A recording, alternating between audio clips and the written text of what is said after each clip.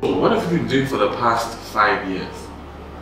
Oh my! So in 2013, when I left WACSI, I went on to do other internships. I went on to work for the Springboard Roadshow Foundation, and then afterwards I did some work with Mastercard Foundation, and then went to college in the US. I went to a small liberal arts college in Missouri called Westminster College. Okay. Graduated from there, top of my class, and then went on to work for the US Chamber of Commerce. Nice, nice. So with your experience at WACSI, going through the internship, which I think it was from July to September 2013, when you had come out of the African Leadership Academy, and then also starting the Youth Impact workshops, I remember. Yeah. How has that shaped all the things that you did after, specifically your academic life, and currently what you're doing at the Chamber of Commerce?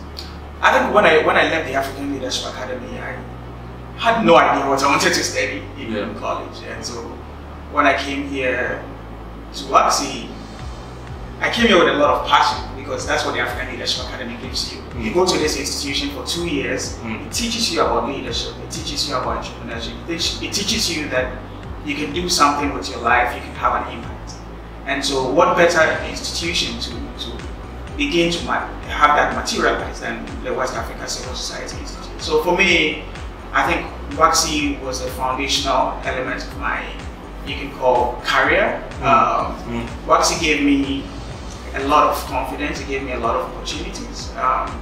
So I come in as an intern, and I'm already sitting in team meetings, and during team meetings, like we do here every week, someone chairs the meeting, and I have the opportunity to chair the meeting, including working with you and other people on initiatives related to really building the capacity of civil society organizations. And so I think that the WACSI internship really provided me the confidence and the space and the opportunities to really learn about civil society groups, but how I can better contribute. And like you mentioned, when the idea of Youth Impact Workshop came up, my thinking was that we're doing a lot of great work for civil society groups, and most of the demographic of folks that came into our training programs were people who were either high-level civil society practitioners or people who were getting started and needed training. I thought that we could use those same best practices to do something for young people.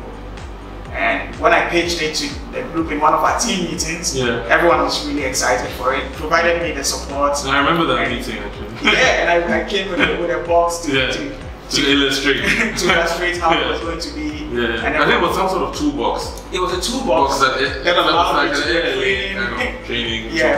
For 3 days. Allow you to do a training that is really focused on providing young people with soft skills and skills to really take what we're learning at the African Leadership Academy to other young people as well. And for me, I was really excited that WACSI gave me the opportunity to do that here. And for that, I'm forever grateful, because a lot of the opportunities I've gotten going forward is because WACSI gave me that opportunity to actually start that here. Excellent, excellent. So in terms of the Youth Impact Workshops, how many have been organized? We've done about 9 so far. We've done about 4 here at WACSI, and we've partnered with other organizations to do that as well. We've actually created a all-women version of it in Zongo, called the Zongo Innovation Lab for Girls. Nice. Because if you remember correctly, during the Youth Impact Workshops, when you look at the gender of composition of the group that always participated, it was always 95% guys. Yes, I remember. And so we wanted to do something different. We wanted to do something just for young women, and we partnered with a very great organization in Zongo called in Nima Zongo called Achievers Ghana. Nice. And we did a series of trainings with them. I remember that these were high school kids. So yeah, I remember they were pretty young. Yeah, we didn't really want to do anything for university students. We thought that this would be important for university students, but we believe they were already on track. We wanted to really do something for folks who are at a very critical point in their lives. That transition period between high school and university, we believe, is critical. Just like WACSI gave me the opportunity to learn and figure out what I wanted to do in university, I believe that other young people needed to gain the skill set that will allow them to go to university and make better choices about their lives. That's excellent. In terms of you being in America, I mean, and then coordinating these youth impact workshops, working at the Chamber of Commerce, I mean, you've been very busy. How have you been able to do this? It sure has been busy. You know, when I was in college, combining academic work, I was a very active student on my campus, taking on a lot of leadership roles, and then, you know, graduating, working at the U.S. Chamber of Commerce. I think for me, what has really helped is, you know, during the year and the 3 months that I spent at WACSI, I didn't do youth impact workshop alone. I always brought in other young people.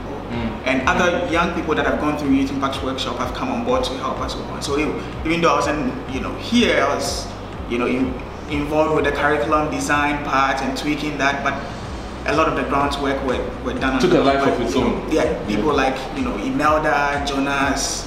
Jonas Nyabo? Jonas Nyabo is at CTFM. Oh wow, okay. Yeah. You know, nice. really made it happen while I was away. Yeah, I was watching one of Jonas's pieces recently on the environment. I think he's really shaping up to be a very dynamic journalist. Oh yeah, absolutely. Yeah. Is he still a member of the team? Oh yeah, he is. He remains a core member. He actually helped us launch a website not too long ago, about 6 months ago, and yeah, he's still a member. And Imelda and the others are all. They are all very much engaged. Okay, I think that's great. That's great. And they're all passionate about taking this, you know, to the next level, helping us reach more young people than we usually do. Okay, that's excellent.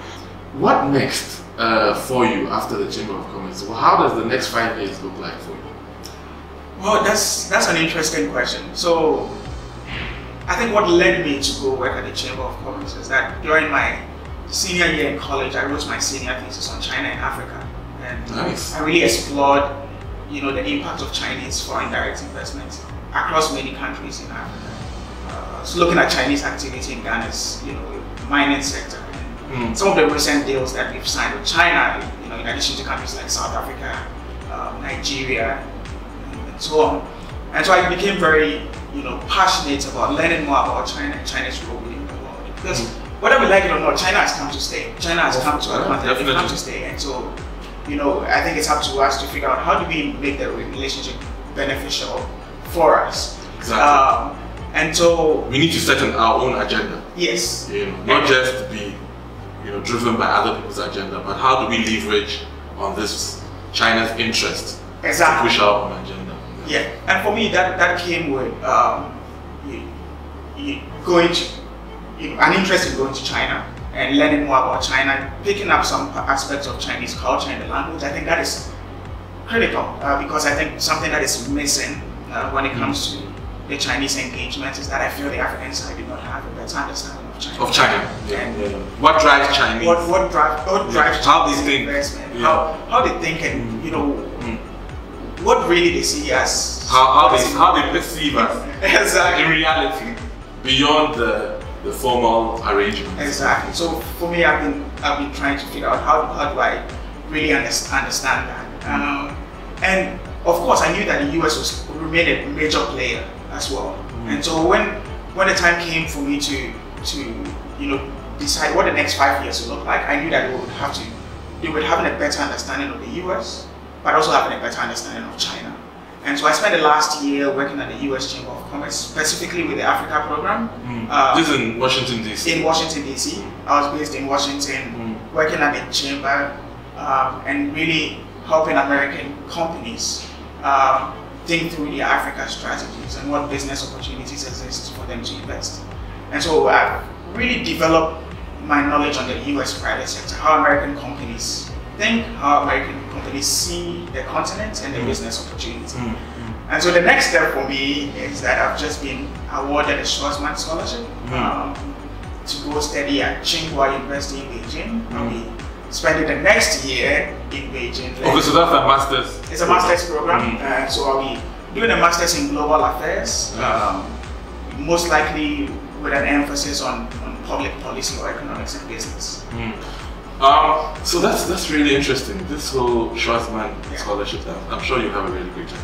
So in terms of young people like you have all these opportunities, who've pushed yourselves, got into these spaces, Africans, especially Africans, knowing where our continent is with youth unemployment, youth participation decision making, which is not as strong as it should be. I mean, what would you say as a call to action for people who have your opportunities to come back and really contribute to Africa? What should they be doing now and in the next 10 years, next 20 years? I think that's an amazing question, and it's something that I think about a lot. You know, finding myself in places where I'm meeting people like Graça Machel, you know, Madeleine Albright, Boris Kujo, and all these folks. I constantly think about, you know, the continent. I see myself as a person who is very privileged. You know, someone who has been given a lot, from the African Leadership Academy to working at WACSI. Wherever I find myself, I've been given a lot. So I think I owe it, you know, a lot to the continent to give back in some way, whether it's through Youth Impact Workshop, and my commitment to the continent is to actually return. My goal is to get all these opportunities, build my network, meet all these amazing people, and bring that network back home to the benefit of the continent. Because there are some major issues. I'm not going to learn about poverty alleviation in China and stay in China. I'm not going to learn about what policies they've been able to put in place to radically reduce unemployment. I want to be able to bring this back home and, you know, create businesses, start new initiatives that will be able to, you know, create better livelihoods for people at home. And I think any African that find themselves in the position that I'm in, which is a lot, need to constantly think how their actions would have an impact here on the continent. Fantastic. I consider you as a young achiever. What kind of values have driven you to get here so far? And please, at this juncture, speak to young people who sometimes feel a bit disillusioned, and I feel that they have an entitlement kind of mentality. How did you do it, Joseph? I think that when I speak to a lot of young people, they seem to have given up. They seem to feel that they cannot do it. And so whenever I'm in Ghana, I make it a goal to go back to my alma mater, St. John's Grammar, where I speak to hundreds of young people. That's Achimota, right? Achimota. Because I speak to them and they feel they cannot do it. When I tell my story, which is something for a much longer conversation, I came pretty much out of nothing. I mean, my mom could not even afford to take me to St. John. She had to struggle to go through it. And when people see me today and they see the opportunities I've gotten, they go like, how? Like, how is it possible? I think it takes a lot of, you know, dedication, hard work, humility, you know, having the right mentors. You know, I came here to WACSI, you know, not knowing anything, and people like you encouraged me. People like you, you know, gave me the opportunity. People like Nana, who let me sit in a chair that she's supposed to sit in, and I think these things, you know, really helped me. And so being able to humble yourself in that way, and just be proactive. There are a lot of opportunities out there, and it's not going to come to anyone on a silver platter. I believe young people need to seek the opportunities, put in the hard work, and, you know, it's going to come their way in that regard. Excellent. Be humble, put in the hard work. Yeah. Thank you so much, Joseph. Thank you.